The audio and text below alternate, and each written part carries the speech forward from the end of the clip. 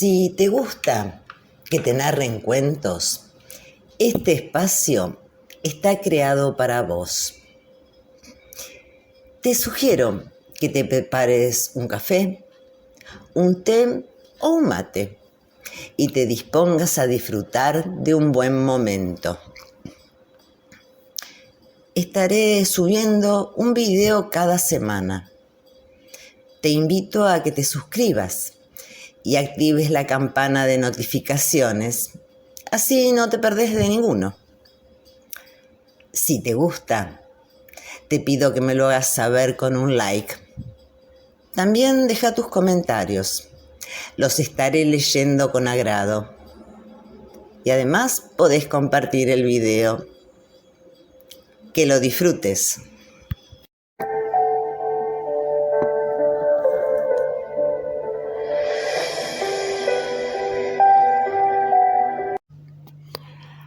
Una tarde de primavera de 1890, un joven observaba desde la altura del bulevar los movimientos de los barcos en el puerto de Odessa. Su atuendo dominguero contrastaba con la mayoría de los transeúntes. El joven estaba vestido para emprender una gran aventura.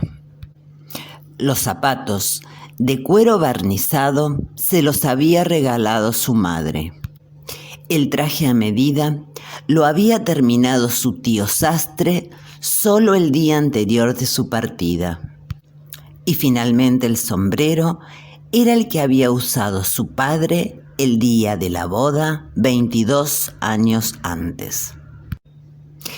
En ese momento le faltaban 3 días para emprender realmente su gran aventura.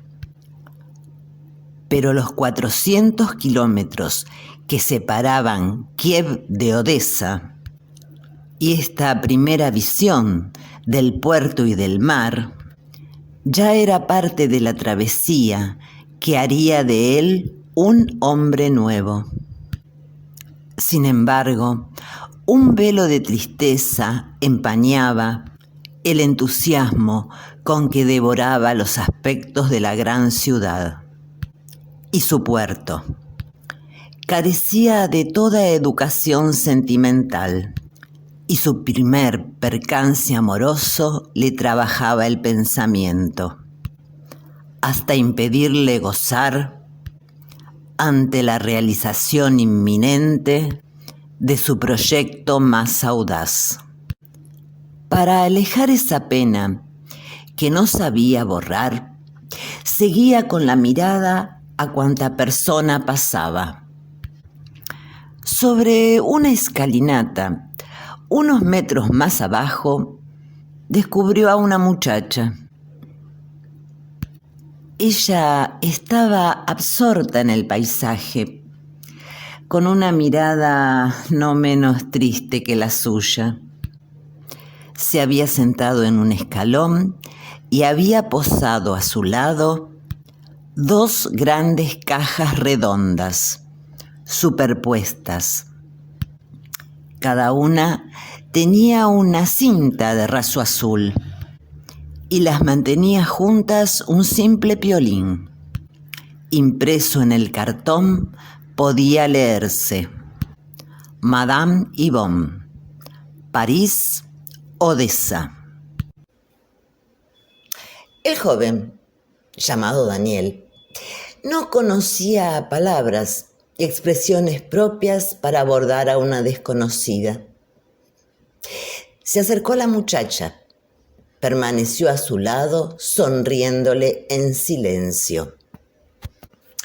Cuando a ella le empezó a incomodar fingir que ignoraba su presencia, le dirigió una mirada severa que suavizó inmediatamente. Había en él algo que declaraba su inocencia, algo ausente en tantos seductores groseros a los que había aprendido a reconocer en la gran ciudad.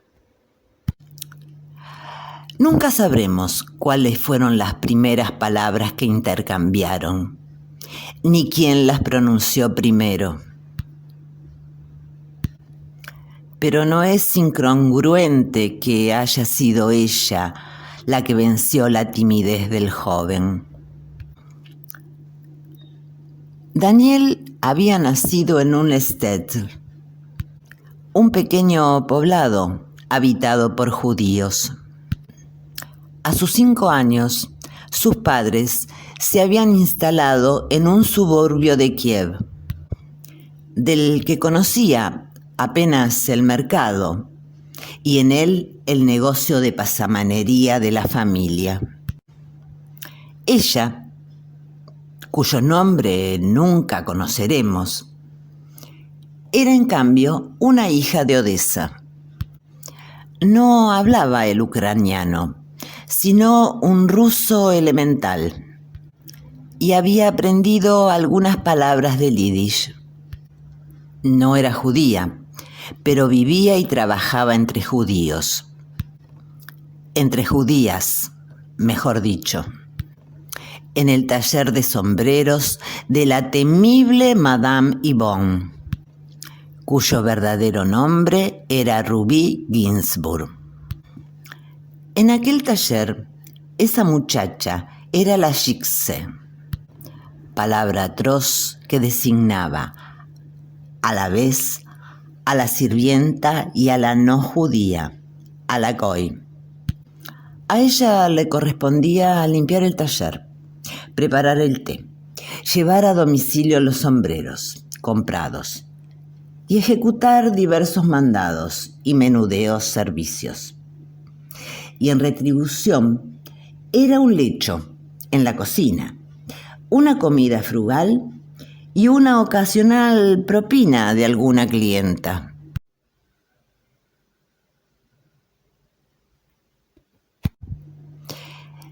El atardecer del día siguiente los sorprendió sentados en un banco bajo las acacias del parque. Un rumor de la ciudad les llegaba, apaciguado, y a lo lejos podían entrever el mar y los barcos.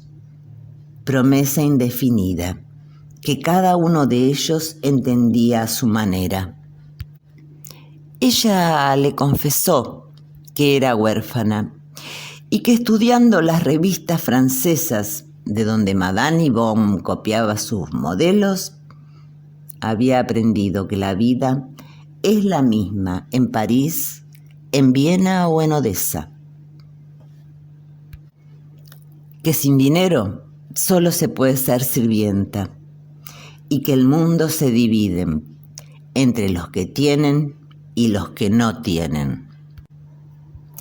Él le explicó que eso es cierto en Europa, pero al otro lado del océano hay una tierra de pura posibilidad, un país joven, donde un judío como él puede llegar a poseer un pedazo de tierra.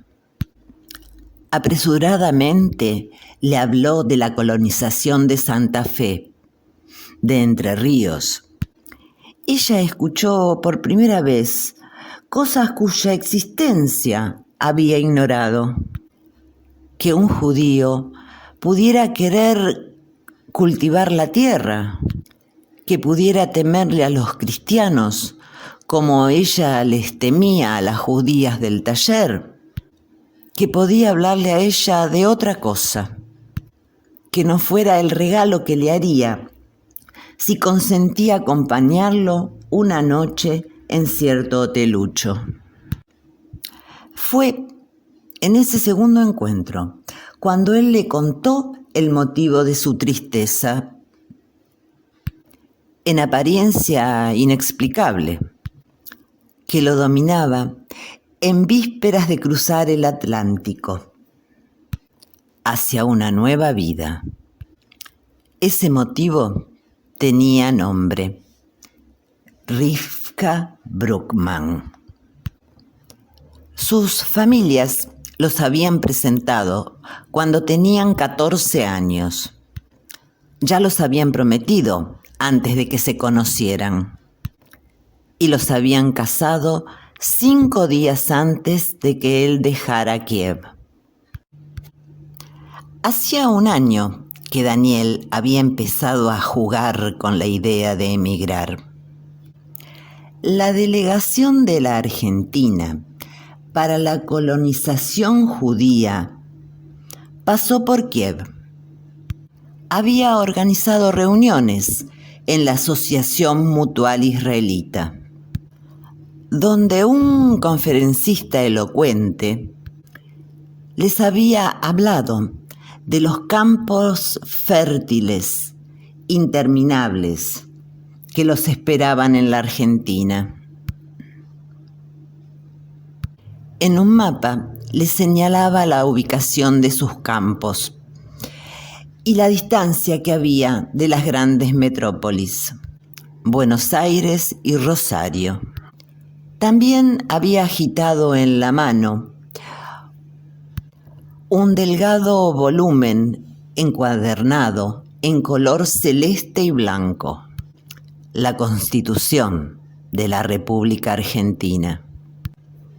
Y de allí les había leído, traduciéndolo al yiddish, los artículos que prometían igualdad ante la ley y libertad de cultos para todos los que quisieran trabajar esas tierras en paz. Esas palabras, Daniel se las había transmitido a Rivka. Esas imágenes se las había descrito detalladamente, pero su prometida no compartía tanto entusiasmo. Aceptó seguirlo, cumpliendo el precepto de que la mujer debe estar al lado de su marido. Pero ese mundo no la hacía soñar. Cuando él llenó los papeles necesarios, no expresó ningún reparo particular. Pero cuando volvieron aprobados y sellados por el consulado argentino, y leyó en ellos su nombre, su fecha de nacimiento, el color de su pelo y de sus ojos, prorrumpió en sollozos interminables. Las familias creyeron que se trataba de un estado de agitación provocado por las vísperas del casamiento. Un primo, que había hecho vagos estudios de medicina, declaró que se trataba de una afección de moda llamada neurastenia. Halagada por ese diagnóstico, Rivka enfrentó dignamente la ceremonia en la sinagoga. A la mañana siguiente, él despertó solo. De lejos le llegaban gritos, llantos, reproches, quejas. Y encontró a Rivka en los brazos de su suegra, cuyo consuelo rehusaba. Mientras la señora repetía incesantemente: «Se le va a pasar, se le va a pasar», tratando de cubrir la voz de la joven, ésta lograba hacerse oír y cada vez más fuerte repetía: «No voy, no voy, no voy». Cuando Rivka recobró cierta serenidad, pudo decir algunas palabras, formar algunas frases. «Tengo miedo, mucho miedo. Aquí conozco a todos. Aquí está mi familia, tu familia, mis amigas. Está la sinagoga, el mercado, todo lo que conozco. ¿Con qué nos vamos a encontrar allá? Víboras, indios, plantas carnívoras». Daniel intentaba explicarle que ella ahora tenía un marido para protegerla. Pero Rivka era impermeable a todo argumento. y cuando logró secar sus lágrimas, aceptó la sugerencia nada optimista, casi desesperada de su madre, viajar un año más tarde, cuando él hubiese escrito confirmando que ella estaría a salvo de tantos peligros con que las novelas de Emilio Salgari la habían amenazado. La muchacha lo escuchó en silencio. Cuando habla, no es para comentar el relato que ha escuchado con atención. ¿Cuándo te embarcas? Mañana. El barco parte a las 6 de la tarde, pero los pasajeros de tercera clase deben estar a bordo antes de mediodía. Ella lo mira, esperando palabras que no llegan, y tras un instante de silencio insiste. ¿Y piensas viajar solo? Solo. ¿Qué remedio tengo? Ella lo toma por los brazos, con fuerza. Y Daniel siente que esas manos pequeñas pueden apretar y tal vez golpear, que no están hechas solo para sostener agujas. ¿Me llevas contigo? Yo soy casi rubia. Tengo ojos claros. Mido poco menos de 1,65 m y tengo 18 años. ¿Acaso hay una fotografía en el salvoconducto? Él atina a balbucear. No estamos casados. La carcajada de ella resuena en la plaza desierta. ¿Cómo podríamos estarlo si yo soy ortodoxa y tú judío? Necesitaríamos meses para que un rabino aceptara mi conversión. Además, ¿no me dices que en ese país nuevo no importa nada de lo que hiciste anteriormente? Y repite. Buenos Aires, Rosario, Entre Ríos, Santa Fe, Argentina. Se ríe cada vez más fuerte y no deja de gritar. ¡Yo soy Rivka! ¡Yo soy Rivka! 110 años después, yo, bisnieta de esa pareja, estando en París, recibo una carta de mi tía Draifa, de Buenos Aires, contándome esta historia, secreto de familia, que se transmitieron las mujeres, la mayor de cada generación a la mayor de la generación siguiente. Ahora soy yo la depositaria del secreto.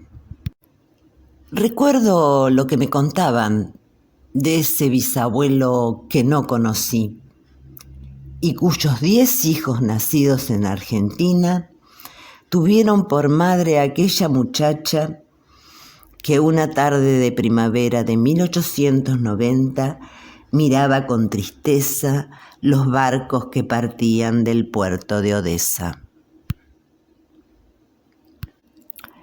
Me pregunto si no habrá sido un reflejo de sensatez del abuelo haber olvidado a esa mujer que no se atrevió a cruzar el Atlántico y reemplazarla por otra cuyo coraje y audacia él necesitaba. De esa bisabuela, la cual ya nadie nunca conocerá su verdadero nombre, sé que no le faltaban coraje y audacia. En 1902, con 2 certeros pistoletazos, había bajado a una pareja de gitanos que rondaban la chacra, conocidos como ladrones de niños en la región de Gualeguaychú. En 1904, después de haber parido un hijo por año, aceptó un 10º embarazo. contra los consejos del doctor que la había atendido en todos los partos. Y dio a luz una niña, rubia como ella, con ojos celestes como ella, y murió pocas horas más tarde.